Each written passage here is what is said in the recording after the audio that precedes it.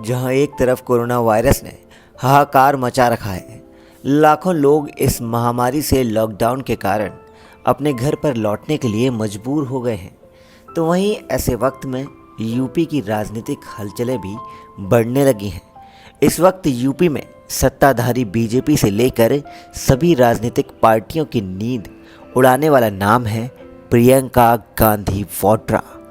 तो इस कहानी की शुरुआत कुछ इस तरह से हुई। कोरोना वायरस ने भारत में दस्तक दी।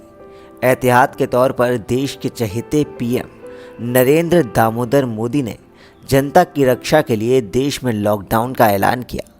बस फिर क्या था, पूरा देश पीएम नरेंद्र मोदी के नेतृत्व में कोरोना से लड़ने लगा। लेकिन कोरोना का कहर है कि अभी तक चल रहा है। ऐसे में दिहाड़ी मजदूर और गरीब जनता के लिए ये लॉकडाउन ही सबसे बड़ी मुसीबत बन गया। लेकिन इस लॉकडाउन को बरकरार रखना भी बेहद ज़रूरी था, लिहाजा लॉकडाउन बढ़ता रहा। लॉकडाउन के बाद आया लॉकडाउन 2.0 और उसके बाद लॉकडाउन 3.0। लेकिन अब हालात और भी बद से बदतर होने लगे। दिहाड़ी मजदूरी और रोज़ कमाकर अपने परिवार को पालने वाले गरीबों के लिए मरने तक की नौबत दिखने लगी। और ऐसे में मरता क्या ना करता, मजदूरों के सब्र का बांध अब टूटने लगा। उनका पलायन शुरू हो गया।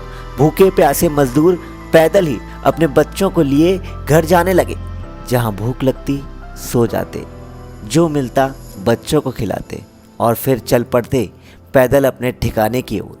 लेकिन कोरोना की मार से पहले इन गरीबों का काल तो दुर्घटना बनने लगी। जगह औरंगाबाद जालना रेलवे लाइन। समय सुबह 6:30। पटरी पर सोए मजदूर का काल झटपट दौड़ती मालगाड़ी बन गई और पटरियों पर बिखर गए मजदूरों के सपने, उनकी रोटियां और उनके सपनों के आंसू। इसके बाद औरैया में ट्रक पलटा और 25 मजदूरों ने इस बेरहम दुनिया को अलविदा कह दिया। अब कई हादसे सामने आने लगे। मजदूरों की बेबसी लोगों की जुबां पर आ गई। राजनीतिक हलचलें तेज हो गई। सरकार से लेकर विपक्ष तक सभी को चिंता होने लगी इस गरीब की। लेकिन कब? जान जाने के बाद। एक तरफ सरकार की श्रमिक ट्रेनें चली, लेकिन ना जाने क्या कमी रह गई थी कि मजदूर अब भी पैदल है, बेबस है, लाचार है। कांग्रेस पार्टी भी इस सब के बाद हमलावर हो गई। मजदूरों का दर्द समझने के लिए सामने आ गई। या सत्ता की आवाज़ में यूं कहिए कि राजनीति करने लगी।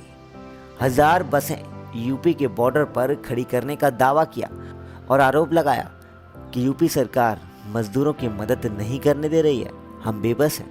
हमला तेज हुआ। सामने से सीएम योगी आदित्यनाथ आए और कांग्रेस से कहा मंजूरी दी जाती है, लेकिन 4 सवालों के जवाब पहले हमें दो। पहला सवाल, जब आपके पास 1000 बसें थीं तो राजस्थान और महाराष्ट्र से ट्रकों में भरकर हमारे साथियों को उत्तर प्रदेश, बिहार, झारखंड व बंगाल क्यों भेज रहे हैं? दूसरा सवाल, औरैया में हुई दर्दनाक सड़क दुर्घटना में पूरा देश आज आहत है। एक ट्रक पंजाब से और दूसरा राजस्थान से आ रहा था। क्या इसकी जिम्मेदारी अब कांग्रेस लेगी? तीसरा सवाल, प्रियंका जी कहती हैं उनके पास 1000 बसें हैं और यह बात है कि अब इन बसों की सूची तक उपलब्ध नहीं कराई गई है, ना ही हमारे साथियों को इस बारे में कुछ बताया गया। बसों और हमारे साथियों की सूची उपलब्ध करा दी जाए, जिससे उनके कार्य ट्विटर नहीं धरातल पर दिखें। चौथा सवाल, देश भर में जितनी भी श्रमिक ट्रेनें चली हैं, उनमें से आधी से ज़्यादा ट्रेनें उत्तर प्रदेश में आई हैं। अगर प्रियंका वाड्रा जी को इतनी ही चिंता है तो हमारे बाकी साथियों को भी ट्रेन से सुरक्षित भेजने का इंतज़ाम कांग्रेस शासित राज्यों में क्यों नहीं कर रही हैं? अब जरा गौर कीजिए। पिछले कुछ मिनटों से मजदूरों की बेबसी की इस वीडियो में आपको पॉलिटिक्स दिख रही है। उन गरीबों को 4 सवाल से मतलब नहीं है। उन गरीबों को यूपी की सत्ता नहीं चाहिए। उन्हें क्या चाहिए? ये जवाब आप खुद से पूछिए।